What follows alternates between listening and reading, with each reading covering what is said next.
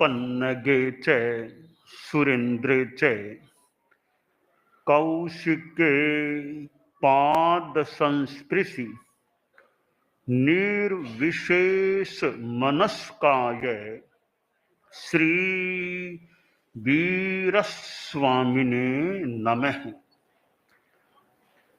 अरहत वाङ्मय में कहा गया है, पढ़मं नाणम तओदया एवं चिट्ठै सब संजये अन्नानि किं काशी किं वा नाशी इच्छेय पावकम्।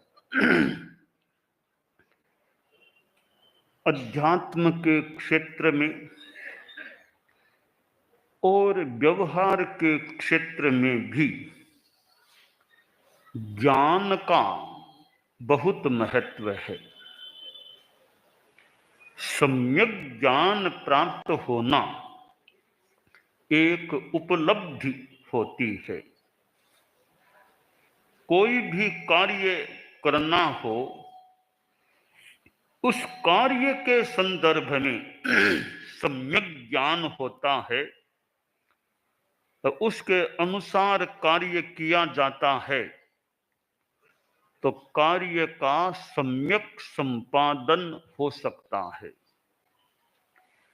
आचरण से पूर्व उस आचरण के संदर्भ में ज्ञान सही होना अपेक्षित होता है। संतों को मुंबई के बाद कोंकण होते हुए पिंपरी चिंचवड़ आना था। मार्ग का पहले ज्ञान हुआ, निर्धारण हुआ, उसके अनुसार क्रियान्विति हुई, गति हुई, तो संत लोग पिंपरी चिंचवड़ पहुंच गए। ज्ञान सम्यक नहीं होता, दूसरा कोई रास्ता ले लेते तो और कहीं भले पहुंच जाते, पिंपरी चिंचवड़ नहीं आता। तो यह व्यवहार की बात है। अध्यात्म के क्षेत्र में भी सम्यक ज्ञान आवश्यक है।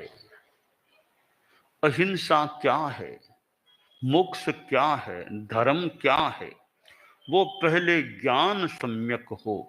तत्व क्या है, नव तत्व क्या है, यह ज्ञान सम्यक होता है, फिर सम्यक क्रियान्विति होती है तो लक्ष्य की प्राप्ति हो सकती है।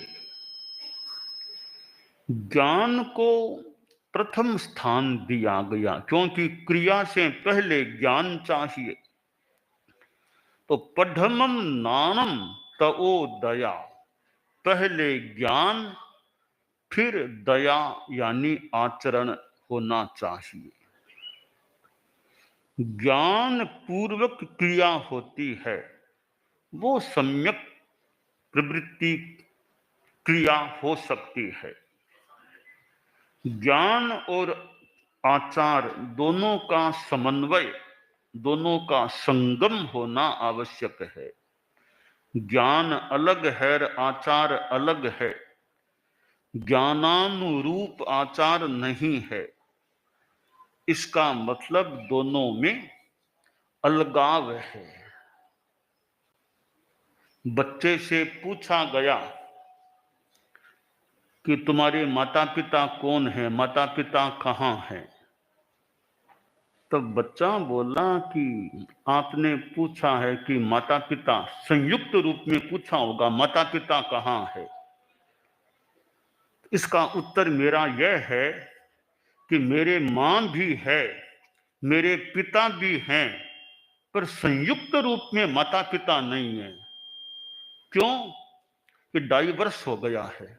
मां अलग रहती है, पिता अलग रहते हैं, दोनों में कोई संपर्क संबंध नहीं है। तो मेरे मां भी है, पिता भी हैं, पर संयुक्त रूप में माता पिता नहीं है। यह अलगाव है। तो ज्ञान और आचार संयुक्त साथ में है या नहीं। ज्ञान तो है पर आचार नहीं है, ऊपरी आचार है पर सम्यक व सम्यक ज्ञान नहीं है। यह ज्ञान और आचार में पार्थक्य हो जाता है। अध्यात्म भी है और विज्ञान भी है। दुनिया में अध्यात्म भी है, विज्ञान भी है, पर अध्यात्म और विज्ञान का समन्वय है या नहीं। अध्यात्म शास्त्रों की अनेक बातें हो सकता है विज्ञान को भी कोई राह दिखाने वाली बन जाए, और अध्यात्म की अनेक बातों को सिद्ध करने में विज्ञान सहायक बन सकता है। तो अध्यात्म और विज्ञान यों दोनों का समन्वय संगम होने से हो सकता है विज्ञान को अध्यात्म से सहारा मिल जाए और अध्यात्म की बातों को पुष्टतया बताने में विज्ञान का सहारा मिल जाए। तो इसी प्रकार ये ज्ञान और आचार दोनों जीवन में हो, पढ़मम नानम तओ दया, पहले ज्ञान हो फिर दया आचरण हो। सम्यक ज्ञान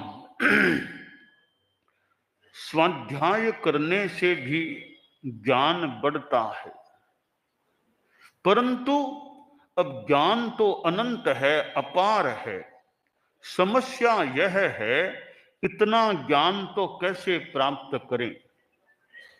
एक श्लोक में एक सुझाव या परामर्श दिया गया है कि ज्ञान अपार है, कैसे प्राप्त करें, क्या करें। संस्कृत का श्लोक है, अनंत पारम किल शब्द शास्त्रम स्वल्पश्च कालो बहवश्च विघ्नाः यत् सारभूतं तदुपासनीयम् हंसो यथा क्षीरमिवाम्बुमध्यात्।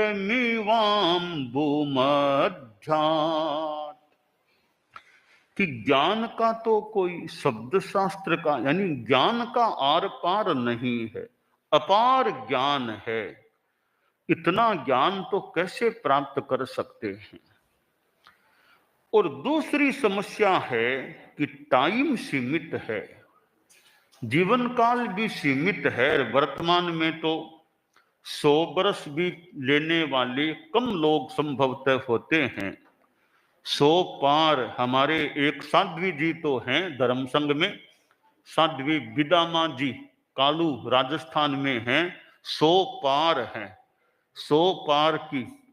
तो कोई कोई हमारे धर्म संघ में संभवतः पहला यह रिकॉर्ड है कि किसी चारित्रात्मा ने 100 पार किए हों, पहला ही उदाहरण है। इनसे पहले संभवतः किसी भी चारित्रात्मा ने शतक पार नहीं किया था। तो कोई मनुष्य 100 पार हो सकते हैं वर्तमान में संभवतः। ज्यादातर लोग 100 के भीतर भीतर पर भव पथगामी बन जाते हैं। तो जीवन काल सीमित है, निरुद्धम सीमित है। तीसरी बात है कि जीवन काल तो सीमित है सो है, विघ्न बाधाएं और आ जाती है, अनेक कार्य बीच में आ जाते हैं। शारीरिक कोई बाधाएं आ जाएं तो ज्ञान प्राप्ति में अवरोध आ सकता है। तो 3 बातें हो गई। ज्ञान शब्द शास्त्र कहा गया अपार है, दूसरी बात समय सीमित है, तीसरी बात विघ्न बाधाएं बहुत आ सकती हैं। ये 3 स्थितियां हैं। अब क्या करें। तो सुंदर एक दिशा निर्देश दिया गया, यत् सारभूतम तदुपासनीयम्। कि सारे ग्रंथों को पढ़ना मुश्किल है, सारभूत सारभूत सारभूत उसको ग्रहण कर लो।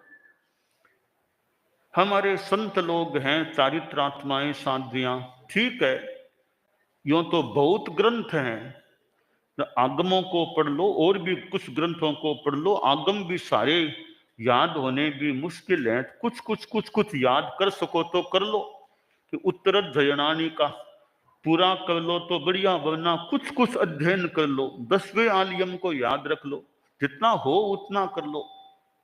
सारभूत 10वें आलियम में साधु के लिए सारभूत बातें आई हैं। उत्तराध्ययनानी बहुत उपयोगी आगम प्रतीत हो रहा है। अब सारभूत का हम उदाहरण लें तो संयम भव। जैन शासन में महान श्रुतधर और श्रुत केवली संयम भव, उनका वो शिष्य मनक जो संसार पक्षीय बेटा था, उसको दीक्षित कर दिया गया। अब संयम भव ने सोचा, ज्ञान से जाना, इसका आयुष्य बहुत थोड़ा है, थोड़े से काल में सारा इतने शास्त्रों को कैसे पढ़ पाएगा, सारभूत खास खास बात जान ले। तो एक नया आगम निर्यूढ़ किया। यह 10वें आलियम इतना प्रसिद्ध है हमारे साधु साध्वी समुदाय में, वह 10वें आलियम संयम भव ने उस साधु के लिए निर्यूढ़ किया था कि सारभूत मान लो बातें इसमें आ जाए। और कुछ समय बाद वह साधु काल धर्म को प्राप्त हो गया। खैर, कहते हैं वो संयम भव थोड़े आंखें नम हो गई। संतों ने कहा, गुरुदेव आप कमजोरी कैसे?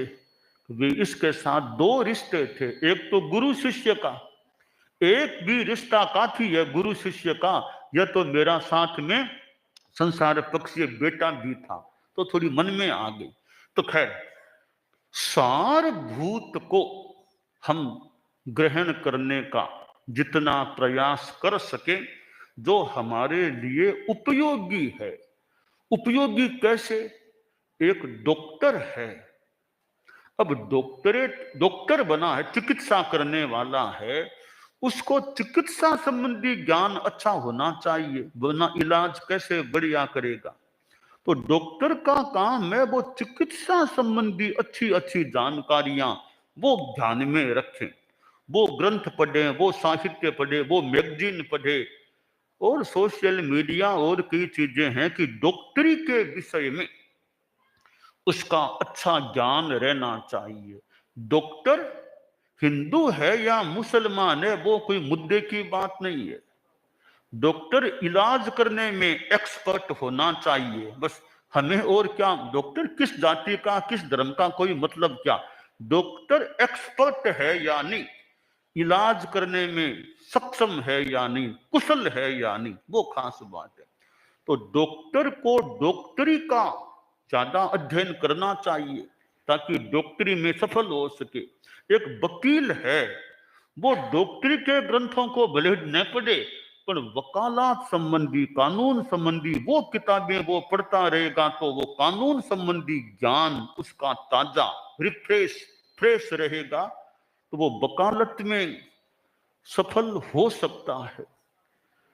कोई पढ़ाने वाला प्रोफेसर है, प्राध्यापक, वो अपने विषय में निष्णात चाहिए, और विषयों में निष्णात न भी हो, अपने विषय में निष्णात हो, वो पढ़ता रहे, अध्ययन करता रहे। कोई संस्कृत का प्राध्यापक है तो वो अंग्रेजी का भले ज्ञान ज्यादा है या संस्कृत का उसको अच्छा ज्ञान हो, ऐसी व्याकरण है और है, पढ़ता रहे, संस्कृत के संपर्क में रहे, नया नया अध्ययन करता रहे, तो संस्कृत का ज्ञान उसका मजबूत रह सकेगा। तो ये तो सारे भूतम तदुपासनीयम, इसका मतलब क्या? अब यो तो कौन सा ज्ञान, निस्सार ज्ञान तो किसको बोले, मेरे लिए कौन सा ज्ञान ज्यादा सारभूत है वो मैं, हमारे संत लोग हैं।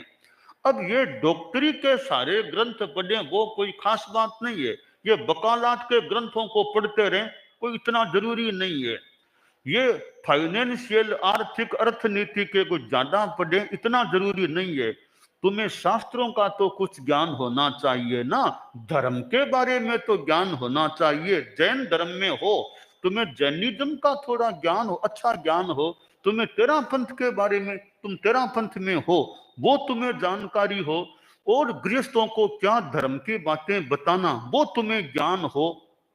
तो साधु को धर्म संबंधी ज्ञान वो परफेक्ट हो, अच्छा हो, तो वो गृहस्थों के साथ भी अच्छा न्याय कर सके बताने में। इसलिए जो जिस क्षेत्र में जुड़ा हुआ है, दायित्व से आबद्ध है, उस क्षेत्र संबंधी ज्ञान होता है, तो वह ज्ञान उसके लिए ज्यादा अच्छा उपयोगी हो सकता है। अब कोई राजनीति में है, सरकार में, तो वो उसको राजनीति संबंधी ज्ञान बढ़िया हो, कैसे शासन चलाना, कैसे प्रबंधन करना, कौन सी पार्टी क्या कह रही है, वो सारी बातें जानकारी में हो, तो वो राजनीति में सफल हो सके। वो राजनेता है, वो भले डॉक्टरी का ज्ञान इतना न भी रखे, वो वकालत का ज्ञान न भी, उसको राजनीति का तो ज्ञान अच्छा होना चाहिए, तब वो राजनीति में अच्छा सक्सेसफुल सफल हो सकता है। तो यत् सारभूतम तदुपासनीयम, जो सारभूत है तो सारभूत भी अलग अलग हो सकते हैं। मेरे लिए क्या सारभूत है, आपके लिए क्या सारभूत है, इनके लिए क्या सारभूत है। तो अपने लिए जो ज्यादा उपयोगी है, अपने कार्य क्षेत्र से जो जुड़ा हुआ विषय है, उसका हमें अच्छा ज्ञान होता है, तो हम अपने क्षेत्र में अच्छा कार्य करने में सफल हो सकते हैं। तो अध्यात्म के क्षेत्र में, ये अध्यात्म के बारे में सम्यक ज्ञान हो, जीव क्या, अजीव क्या, पुण्य क्या, पाप क्या, आश्रव क्या, संबर क्या, निर्जरा, बंध, मोक्ष, इनका अच्छा ज्ञान कर ले। श्रावक है तो श्रावक को कुछ नव तत्वों के बारे में जानकारी है या नहीं, कि आश्रव क्या है, संबर क्या, निर्जरा क्या, जीव क्या, अजीव क्या, कुछ जानता है या नहीं। कि जीव अजीव कुछ नहीं जानता है, कि जीव अजीव जानिया नहीं, नहीं जानी छह काय, सुने घररा पावना, ज्यों आया त्यों जाय। जीव अजीव जानिया सही, सही जानी छह काय, बसते घररा पावना, मीठा भोजन खाए। कि श्रावक है कि जीव अजीव मैं तो कुछ नहीं जानता, क्या सामायिक कर क्या अस्त कुछ नहीं जानता, कि वो सुने घर के पाहुने के समान है। कोई आदमी जाए तो सुने घर में जाए, वहां कौन आव भगत करेगा, कोई है ही नहीं घर में, कौन आव भगत करेगा। कोई बसता घर है, रिलेटिव हैं आपके, वहां जाएंगे तो कोई भोजन करा दे, आव भगत भी कर दे। तो बसते घर में जाएंगे तो आतिथ्य हो सकता है, वो भी कुछ प्रेम वाले संबंध वाले हैं तो विशेषतया। इसलिए कि जीव अजीव आदि का सम्यक ज्ञान शास्त्र में कहा गया, जो जीवे भी बियान आई, अजीवे भी बियान आई, जीवा जीवे बियानंतो सोहु नाहि संजमम। जो जीवों को जानता है, अजीवों को भी, जीवों को भी जानता है, जीवों अजीवों दोनों को जानने वाला संयम को जान पाएगा। तो यह सम्यक ज्ञान की बात है। हम धर्म के संदर्भ में यथार्थ बोध करने का प्रयास करें। भगवान महावीर से जुड़ा हुआ जैन शासन, और जैन शासन में अपना जो तत्व ज्ञान है, और फिर जो आचार की बातें भी हैं, और फिर जैन शासन में हमारे धर्म संघ में प्रथम गुरु आचार्य भिक्षु हुए, उनकी आचार्य परंपरा, फिर आचार्य श्री तुलसी जिनको हमने देखा है, चरणों में नमन किया है जिनके, फिर आचार्य श्री महाप्रज्ञ जी जिनका पादस्पर्श किया है। तो ऐसे हमारी गुरु परंपरा में अतीत में जो हुए हैं, तो हमारी एक ज्ञान परंपरा है, ग्रंथ भी हैं, भिक्षु स्वामी के कितने ग्रंथ हैं, जयाचार्य के ग्रंथ हैं, और भी हमारे गुरुदेव तुलसी का कितना साहित्य है विभिन्न विषयों, आचार्य श्री महाप्रज्ञ जी का, और हमारे आगम आगम को तो एक तरह से सर्वोपरि मान लें जो वांग्मय है। तो ऐसे शास्त्रों ग्रंथों का स्वाध्याय करने से भी हमें ज्ञान की संप्राप्ति हो सकती है। ज्ञान देने वाला कोई मिल जाए, ज्ञान लेने वाला मिल जाए, साथ में पुस्तक आदि की सामग्री मिल जाए, प्रतिभा हो, तो बहुत ज्ञान का विकास प्रयास करने से हो सकता है। कि सामने दर्पण है, कि दर्पण है, चेहरा देखने वाला अंधा आदमी है, खुद अंधा है, उसको क्या चेहरा दिखेगा? दर्पण तो है सामने, तो देखने वाला आदमी अंधा है तो दर्पण के सामने खड़ा हो जाएगा, तो दूसरे तो भले उसके चेहरे को देख लें, खुद अपने चेहरे को नहीं देख पाता। और आंखें तो है तो दर्पण नहीं है, तो चेहरा कैसे दिखे? आंखें भी है, दर्पण भी है, दर्पण पर कपड़ा आवरण लगाया हुआ है, तो भी चेहरा कैसे दिखे? और आवरण भी नहीं है, आंखें वाला आदमी है, दर्पण भी है, पर देखने का प्रयास ही नहीं करता, तो कैसे चेहरे का ज्ञान हो? श्लोक में कहा गया, श्लोक है, यस्य नास्ति स्वयं प्रज्ञा शास्त्रम तस्य करोति किम लोचनाभ्याम विहीनस्य दर्पण है किम करिष्यति। खुद की प्रज्ञा नहीं है तो शास्त्र तो पढ़े हैं, पढ़ना जानता नहीं, कह कह गए जानता नहीं, प्रज्ञा है नहीं, तो शास्त्र पढ़े हैं तो शास्त्र कैसे कितना क्या भला आदमी का कर पाएंगे? तो दर्पण तो पड़ा है पर आंखें नहीं है, दर्पण क्या दिखा पाएगा? तो हम सम्यक ज्ञान प्राप्त करने का, जीव अजीव नव तत्वों को श्रावक लोग भी समझने का, जानने का, आचार्य श्री महाप्रज्ञ जी की पुस्तक जीव अजीव पुस्तक, ऐसी किताबें पढ़ने, कोई जानकारों से समझे बात को, तो अच्छा ज्ञान का विकास यथासंभवतया हो सकता है।